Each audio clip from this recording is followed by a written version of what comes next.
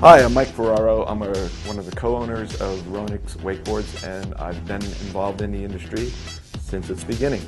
So I'm going to take you today through the Vault wakeboard, and this is an exciting board in our line because I feel what we have is we have a versatile board that can take you to a podium at a Pro Tour stop or your first deep water start. And what we've done is we've tried to design a board that gives you a lot of stability, low drag, and it's also got a unique feature where it allows you on your toe side edge to stand more naturally, more comfortably. Hi, I'm Luke Johnson. I've been selling wakeboards in a pro shop for the last 4.5 years, and I've been riding them for twice as long.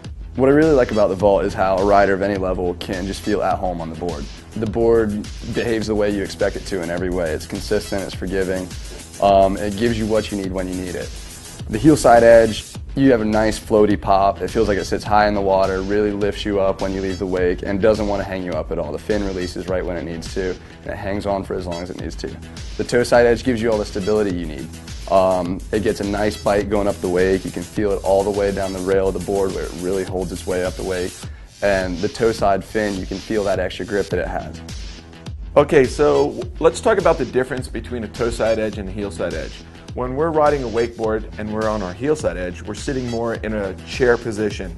We're on our heels, sitting back against the board. But when we're on toe side edge, we're all crossed up. Our feet are crossed up and our body is twisted and contorted. So what I wanted to do was, I wanted to make a board that rode in the water with some resistance on that side. And what I mean by resistance is, it doesn't want to come back to the front position. Once you put it there, it's going to hold a little bit better for you. So what we did was, we played with the top edge of the board, and then we played with fins. And what we do is we have a longer fin, we have a deeper fin, we have it closer to the side of the board, and then we have a more relieved top edge. And what that does is it just keeps the board a lot truer and longer through the top of the wake. So a lot of the times when you have problems toe side, it's carrying your speed into the wake.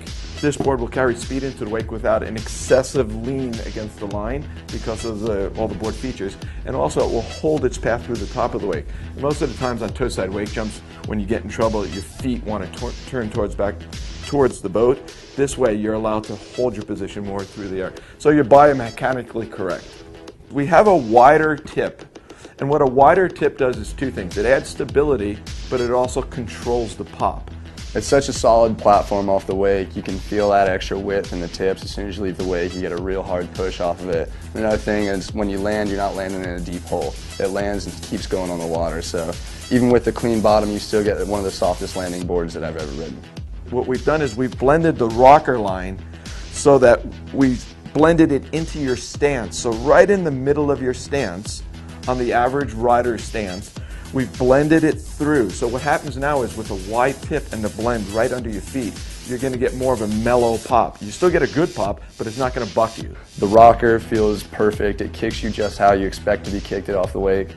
You come in fast, it'll leave smooth. If you come in crouch and really push off the wake, it's really going to give you that vertical lift that you're expecting out of it. Okay, so let's talk about two positions that we ride a wakeboard. One is heel side. Heel side, what we do is we push on our heels, we sit back into a chair, and we lean against the line.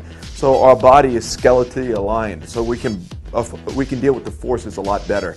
Toe side, what we have to do is we have to cross ourselves up, lean against the line, and now we're not stacked in a line, so we're not able to deal with the forces as well. So what I wanted to do with the board is set it up so you don't have to get into these contorted positions to get it to track toe side.